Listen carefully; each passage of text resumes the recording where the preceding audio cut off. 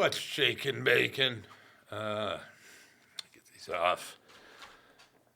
So, just returned from a trip south of the border. I lost 10 pounds on that mission, but it was worth it. Had a dental procedure done. You could probably tell. I'm all swollen. Well, you can see over here. Yeah. And I got cheekbones again, though. So, I don't know. It's a better situation, let's just say that. But, not having the gym for a day makes me a little crazy anyway. And I guess it cleans me out. They knocked me out twice. I was anesthetized this morning before I drove back from Mexico.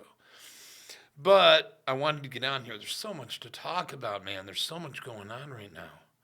But one of the things I wanted to talk about, when I was down in Mexico, I have this little earring, this cross. It's a little silver cross. You can barely see it, barely see it.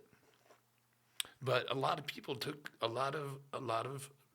notice of that little cross earring when I was down there, especially at the dental office, They were like, "Oh, are you a Christian?" I said, "Yes." "Why, yes, I am." "How wonderful of you to ask." And the anesthesiologist that was assigned to me was a pretty young lady, very pretty young lady, very attractive. I think what made her most attractive to me, and here's my problem. At 55, I still have 35-year-old guy eyes, But I'm getting over it, I'm getting over it. So she couldn't have been more than 28, so that's, but beautiful. And she, part of what made her beautiful was she was very proud of Sonora. She was educated in Calexico in grade school, and then she went to high school in San Diego, so she was very fluent in English. And but her name was Leon. Her last name was Leon. And I said, "Oh, France." And she said, "Oh no, Sonora." And she had me. And I said, "Oh no, Sonora," And then once we got in the chair, she began to play fiddle on my wrist to try to get the needle in there, And she's all, "Doesn't that hurt?" And I'm, no. I've been through a lot. I really couldn't feel a thing, but my arm is just black and blue purple from where she was playing the fiddle. I tell those girls, I'm like, I got ropes up on I got my forearms are ropes. If you just tie me off of my bicep, you can swing on those things. So finally, after she played the fiddle for a while, she goes up and hits the forearm. First shot. I said, "Do you want me to do it? Because I'm not afraid. I'll just stick it in there." And then this morning, I get a new girl, and she barely looks up at me, and that's fine. That's fine because some of them don't, they don't like to because of English and stuff, and that's fine. I really feel I speak a little Spanish, so I try, and I do well. I understand more than I can speak it. So I had to take 2 years at ASU Spanish. I got A's, straight A's, and I can't speak it fluently. I can kinda, I know how to conjugate verbs, and I have some of the verbs memorized, So if I need to take something or whatever, but I get by, So anyway, this new girl comes in, and it's the same old song and dance. It's the same, it's not my first rodeo. It's like my 1,000th. It's like Groundhog Day for me. And I say the same things every time, and they do the same things every time. So she goes right for the top of the hand.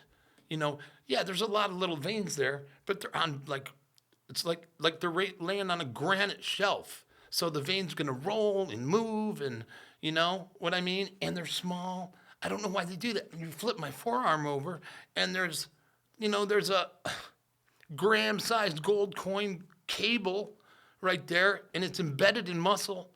So if you press down on it, you're going to have to use some force. It's a thick wall, you know.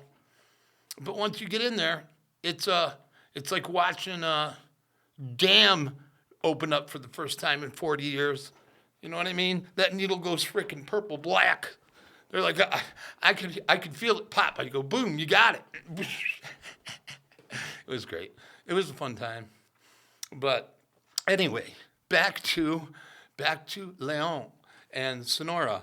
So she says, oh, you're a Christian. And I said, well, yes, I am. And I'll tell you, you can have everything in the world. You can have all the riches and the beauty and the wealth. And if you didn't have Jesus Christ, you have nothing. And she says, yes, I'm spiritual, but I'm not religious. And it always cracks me up. And so I said, oh. And I said, well, what do you mean by that? And she said, well, I don't go to church. And I said, oh, okay. And then I got lost in her eyes. And we went in and she started playing the fiddle. But here, I was thinking about it on the way home, and it was really bothering me that I got so lost, caught up in her, you know. I can't blame myself, you know. But I was thinking about it on the way home, how to explain to her that she is religious already, you know. How to explain to Leon, this beautiful girl from Sonora, why she is religious, you know. You know why she's religious? I'll bet you that she has someone in her life. I can't imagine not. I can't imagine. She probably has a million people in her life that love and care for her and that she loves and cares about. That's how beautiful she is. I'll never see her again, and that's fine. I shouldn't. That's not a hole I want to fall in. I mean, I don't mean that in a crass way. I mean, that's a cliff I don't want to fall over, you know? No. But she's going to make some man very happy. Where was I? Oh, so anyway, she has somebody in her life that she loves very much, right? And how would she feel if one year she didn't bring that person a birthday cake, or she didn't bring that person the one thing she always brought, or something like that? She would be devastated. It would destroy her, right? It's a material thing, but it would destroy her spiritually, right? So she is religious. Now, Jesus gives us baptism like it's a cake. He gives it to us.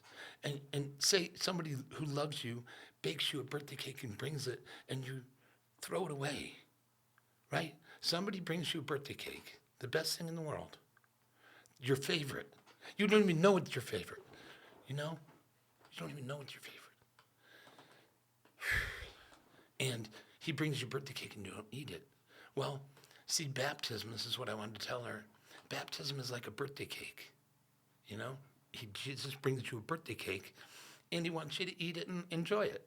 It's that simple. And the beauty of baptism is it is a one-time thing. You're baptized once into the death of Christ and raised to newness of life, okay? That happens once. But and this is where you can be reformed if you want. You can remember your baptism. You can remember the day that God put you down and raised you up. Every time you get in the shower, like Pastor Vern said, and I love that man. I'll always mention this story. He lost his wife. He loved her very much. Every time he would go to get in the shower, she'd say, honey, remember your baptism. And he cherishes that, and he shared it with me. And I'm sharing it with you, Leon. Remember your baptism, sweetheart. Be a little religious. It won't kill you. You know? And I don't blame you for not going to church. There's plenty of nincompoops out there selling false gospels and false hopes. You know? But it's easier than that. It's way easier than that, honey. Just be and trust Jesus. Just to be. Okay, and take the lowest seat as much as possible. Whew, I didn't expect this to happen.